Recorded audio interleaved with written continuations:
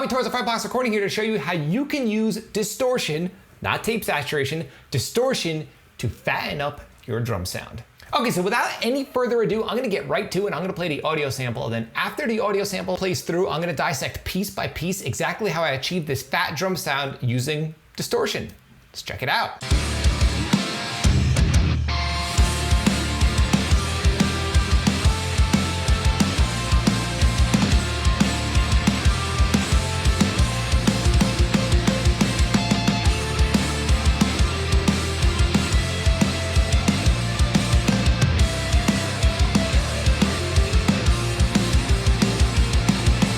So that sample was by my good friends in a band called Poeta. I will leave a link to their music right within this video's description. So before I get into distortion and how I'm using the distortion to fatten up and liven up my drum sound, I'm just gonna go over step by step exactly how my drum routing is working in this particular mix. Okay, so I have a mono kick submix, mono snare submix, and a stereo tom submix. The reason why these are submixes is sometimes if I want to blend in a kick sample with my live kick, I will submix them before they go to my main drum bus. And the same thing goes for snare.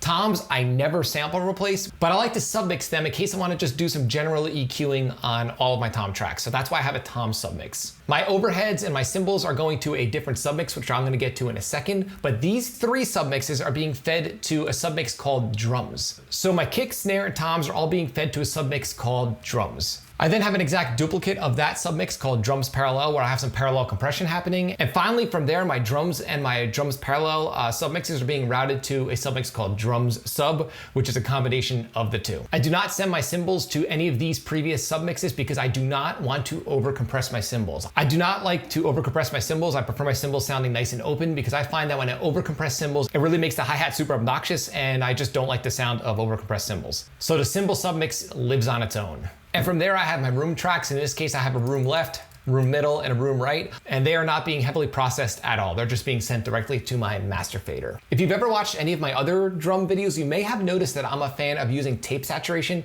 on my drum master submix, and in this case, I am using that. So right here, I'm using the Phoenix 2, which is a tape saturator, and I have that on my main drum submix, which again is a combination of my kick, snare, and toms. No cymbals, no rooms or anything like that. And that's about it, and it's very subtle. So what I'm gonna do is I'm gonna play the track back, and I'm gonna bypass the tape saturator just so you can see how much it's affecting my drum tone.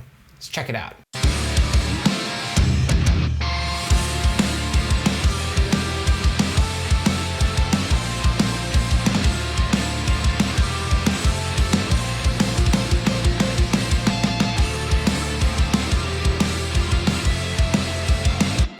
Okay, so if you notice, the effect is very subtle. It kind of just warms up the drums a little, makes them sound a little louder. It just kind of makes the drum sound slightly more analog. That is not what this video is about.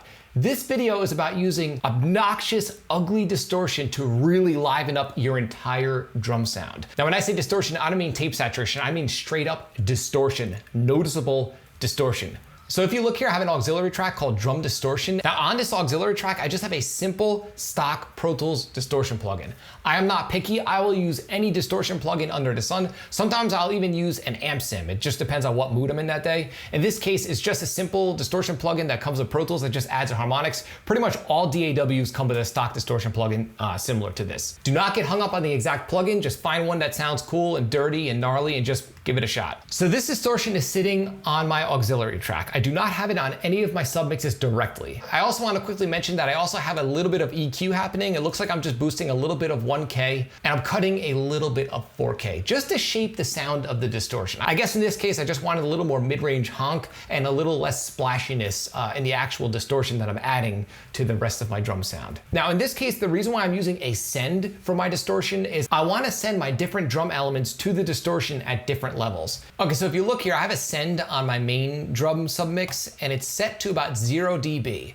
So my main drum submix, which again is a combination of my kick, snare, and toms, is being sent to this distortion track at 0 dB. I'm also sending my cymbals to this distortion, but I have my cymbals set a little lower at around -5 dB, so I'm actually sending less cymbals to the distortion than the actual shells. And that's because I want the distortion to sound bombastic, and I really want to over-accentuate the power of the drums without over-accentuating the splashiness of the cymbals. But I did want some of the cymbal in there just to add harmonic complexity to the cymbal sound as well. And also my room tracks Yes, and my room left is being sent to the distortion at 0 dB. My room middle, same thing, 0 dB, and my room right at 0 dB. So again, the benefit of using sends in this situation is I was able to send less cymbal to my distortion than I was sending rooms and shells. And again, once more, just a basic distortion plugin on my drum distortion track, and a basic EQ that's just doing a little bit of boosting in mid-range and a little bit of cutting in the upper mid-range. Okay, so I'm gonna play the track back and I'm gonna intermittently switch the distortion on and off just so you can hear how much fatness and excitement the distortion is adding to my drum sound. Let's check this out.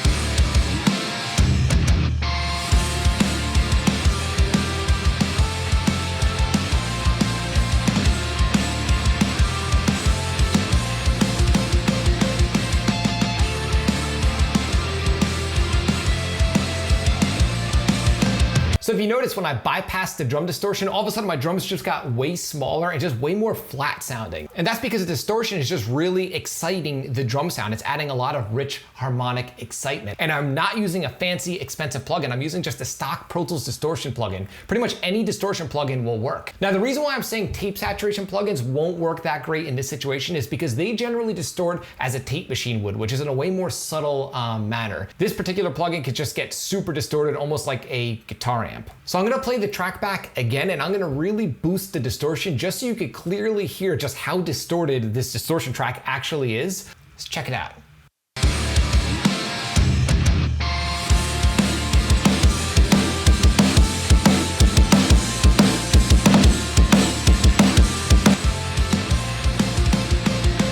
Now, in my opinion, that distortion is not really that musical sounding, but when it's blended in subtly, it does add a lot to the drum sound. The trick here is to blend the distortion in parallel with the main drum sound. So again, even though the distortion is extreme, just really ugly sounding, when it's in the background, your ear doesn't perceive it as ugly distortion. It just really adds subtle excitement and fatness to the drum sound without it even being perceived so much as distortion. Pretty much any distortion plugin that just overly distorts will do the trick. So I'm gonna play the sample back one final time without any distortion at all, and about halfway through the sample, I'm gonna engage the distortion track just so you can hear how much of an impact it really has on my drum sound. Let's check it out.